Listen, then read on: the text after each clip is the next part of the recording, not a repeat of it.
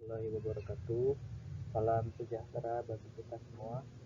Ketemu kembali dengan saya. Kali ini kita akan membahas tentang ilmu pengetahuan dan juga penelitian dalam kaidah metode penelitian kuantitatif. Baik, sebelum kita membahas lebih lanjut tentang penelitian, maka kita perlu tahu bahwa penelitian itu terlibat dengan adanya pengetahuan. Jadi kita dengan penelitian itu bisa memperoleh pengetahuan. Sebetulnya hakikat ilmu pengetahuan itu kita akan melihat dulu definisinya seperti apa.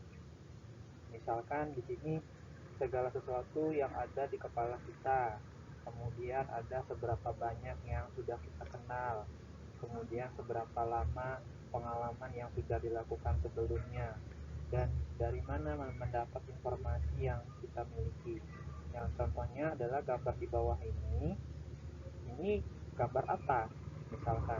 Nah, kalau ini gambar sebuah mobil, dari mana mobil ini, kemudian seberapa banyak yang kita kenal dari jenis varian dari mobil ini, kemudian seberapa jauh apa yang sudah kita lakukan, pengalaman-pengalaman kita bersama mobil ini. Nah, ini yang menjadi bekal untuk pengetahuan bagaimana seseorang itu bisa menceritakan tentang apa yang dimilikinya tentang mobil itu. Selanjutnya, coba tolong diperhatikan gambar di bawah ini. Ini adalah contoh misalkan sebuah kebakaran hutan. Maka yang menjadi pertanyaannya adalah di mana letak lokasi kebakarannya. Kemudian berapa hektar yang bisa terdampak dari kebakaran hutan. Ini juga menjadi sebuah ilmu pengetahuan. Dan ditambah lagi jika memang orang itu kritis, apa yang menjadi penyebab kebakaran hutan tersebut. Kemudian apa pengaruhnya jika kalau hutan yang terbakar bagi kehidupan masyarakat dan sebagainya. Nah, ini contoh dari ilmu pengetahuan. Berikutnya yaitu sumber utama pengetahuan. Sumber utama pengetahuan itu sebenarnya ada dua, ya. Dimulai dari yang namanya experiential reality, kemudian ada agreement reality. Kalau misalkan experiential reality itu seseorang mendapat pengetahuan itu berdasarkan dari pengalaman. Kalau sudah pengalaman, tentunya dia telah dahulunya melakukan eksperimen dan juga selain itu melakukan observasi dengan metode-metode tertentu. Sedangkan agreement reality, seseorang itu ketika mendapat pengetahuan itu hanya dari orang lain karena ada kesepakatan, persetujuan, dan sama-sama mempunyai pemahaman yang sama. Baik, nanti kita akan lihat contoh-contohnya. Oke, berikutnya ini adalah sebuah gambar, ya, pesawat terbang, misalkan itu pesawat terbangnya apa yang terjadi? Apakah terbakar ataukah jatuh atau dua-duanya? Nah, ini silakan Anda bisa teliti sendiri, ya, bisa ditafsir sendiri. Nah, ini juga nanti setiap orang juga punya penafsiran yang berbeda, ya, dari setiap orang itu. Nah, sehingga pengetahuan itu nanti akan bermacam-macam, ya, bentuknya. Lalu, kalau misalkan orang itu bisa mendapatkan informasi dengan cara melihat, mendengar, dan sebagainya, tentu pengetahuan itu ada caranya, ya, ada caranya. Cara ini nanti dibagi lagi, ya, ada yang tidak ilmiah, ada juga yang ilmiah. Cara tidak ilmiah itu lebih cenderung mudah dilakukan, mudah didapatkan, ya, jadi orang itu gampang. Jadi apa yang dia lihat ya sudah dia tafsir sendiri tanpa dibuktikan kebenarannya, maka dilihat apa namanya itu hasil penelitiannya yang sebelumnya, begitu ya. Nah, jadi kalau yang cara tidak ilmiah itu langsung, ya, singkat, kemudian instan. Jadi kalau kita melihat ada sebuah tadi kapal yang terbakar, ya sudah, itu kapal terbakar. Jadi kita langsung menganggap bahwa kapal itu tidak aman. Nah, padahal kita belum tahu apa yang menyebabkan kapal itu terbakar. Nah, ini yang disebut dengan cara tidak ilmiah. Kemudian, cara tidak ilmiah itu lebih cenderung juga terhadap cenderung melakukan generalisasi umum ya. Jadi kita langsung memberikan kesimpulannya itu langsung ya secara umum. Padahal tidak semuanya. Nah, contoh tadi kasus yang menimpa pada pesawat terbang ataupun di mana di hutan ya, kebakaran itu kita langsung saja, oh ternyata nih yang kebakaran hutan ada oknum yang melakukan pembakaran ya misalkan. Belum tentu, mungkin disebabkan oleh alam yang terlalu panas ya atau sebab yang lain. Bisa saja seperti itu. Kemudian cara tidak ilmiah juga hasil rekayasa untuk kepentingan tertentu. Jadi kalau orang sudah mendapatkan cara tidak ilmiah tentu dia akan terlibat ya adanya kepentingan tertentu, mungkin ada politik, ada bisnis dan sebagainya, sehingga apa yang dia ketahui informasinya ya tidak bisa dibuktikan kebenarannya. Kemudian juga sama ya, ini sulit dibebaskan dari kepentingan subjektif ya. Nah, sekarang kalau misalkan ada cara yang tidak ilmiah, ini lawannya adalah cara yang ilmiah. Cara ilmiah itu bisa dipertanggungjawabkan, tidak sembarangan. Dia harus melakukan eksperimen, ada observasinya, kemudian pengujiannya, ada validitas dan reliabilitasnya, sampai dia akan telusuri bahwa ini benar-benar terjadi atau tidak. Ini dari mana penyebabnya. Ini jadi benar-benar kritis ya. Nah, sehingga cara ilmiah itu jadi awalnya memang sulit untuk dipercaya, tapi kalau sudah terbukti kebenarannya, maka dia akan menjadi nilai yang kuat, ya, informasinya kuat dan valid. Baik. Lalu kuncinya apa di sini? Kuncinya ada isi dan proses.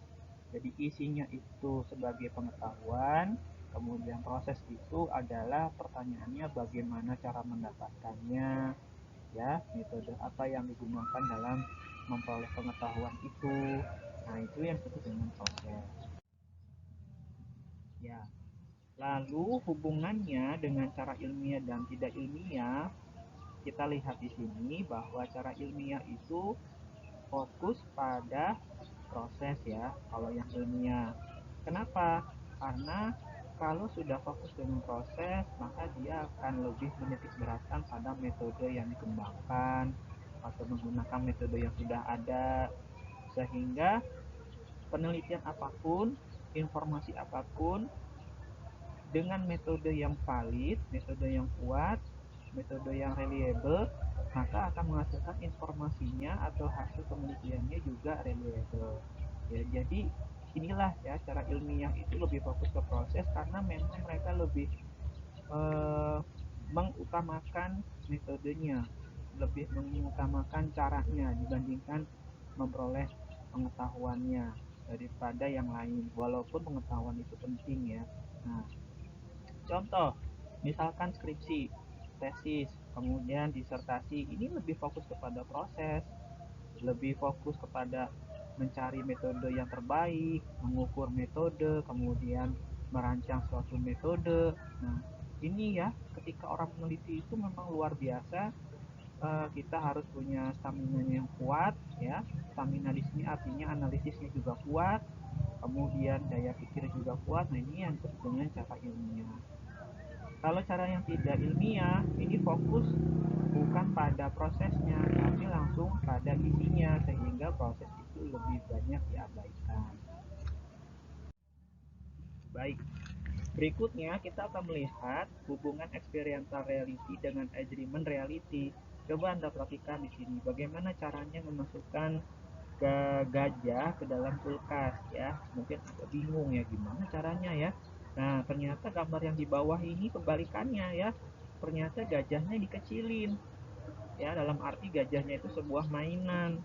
Nah, di sini Anda melihat dari dua gambar ini perspektif mana? Apakah experiential reality atau agreement reality? Silakan Anda lakukan penilaian sendiri. Ya, kemudian satu tambah satu sama dengan 2. Kemudian 2 tambah 3 sama dengan 5. Anda tahu dari mana? Satu tambah satu sama dengan 2. Padahal kalau secara eksperimental belum tentu membuktikan bahwa 1 tambah 1 sama dengan 2. Nah, sehingga ini masuk ke dalam experiential reality atau agreement. Silakan Anda memberikan penilaian sendiri. Selanjutnya, yaitu masalah dengan etika penelitian. Etika penelitian ini menyangkut dengan pedoman bagi peneliti. Sebetulnya peneliti itu bebas melakukan apa aja. Dia bisa melakukan aktivitasnya demi melakukan pengembangan penelitian, kemajuan ilmu pengetahuan. Tapi ketika melakukan penelitian, itu banyak sekali masalah atau problem yang dihadapi oleh peneliti. Misalkan adanya melakukan penipuan, kemudian penelitian dilakukan secara instan, bukan dilakukan tahap demi tahap. Nah, ini yang disebut dengan scientific misconduct. Kemudian ada lagi penelitian yang terkait dengan partisipan. Jadi kalau jadi peneliti, misalkan Anda jadi peneliti, Anda harus memastikan bahwa objek yang mau diteliti itu harus punya kesediaan. Jangan sampai ada paksaan. Nah, ini yang disebut dengan informed consent. Selanjutnya, nanti Anda sebagai peneliti akan menemukan sebuah kasus di mana responden itu tidak mau diungkapkan identitasnya, atau bahkan responden itu merasa takut jika dimintai keterangan atau dilakukan wawancara terkait dengan penelitian. Nah, bagaimana caranya? Nah, di sini adanya anonimitas kerahasiaan. Artinya, peneliti itu memberikan jaminan kepada si responden bahwa informasinya itu diamankan, tidak bisa diakses oleh orang dan tidak diketahui oleh orang lain. Dan yang terakhir adalah peneliti dan sponsor. Nah, ini yang sering terjadi bahwa peneliti itu harus bersifat netral, objektif, dan tidak terpengaruh dengan yang lain.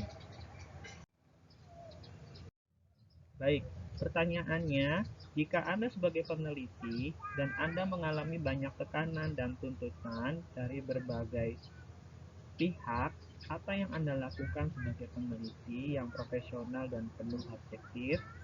Nah, silakan jawaban ditulis pada komentar di bawah ini. Jangan lupa sertakan NIM dan nama serta jawaban Anda di kolom komentar. Demikian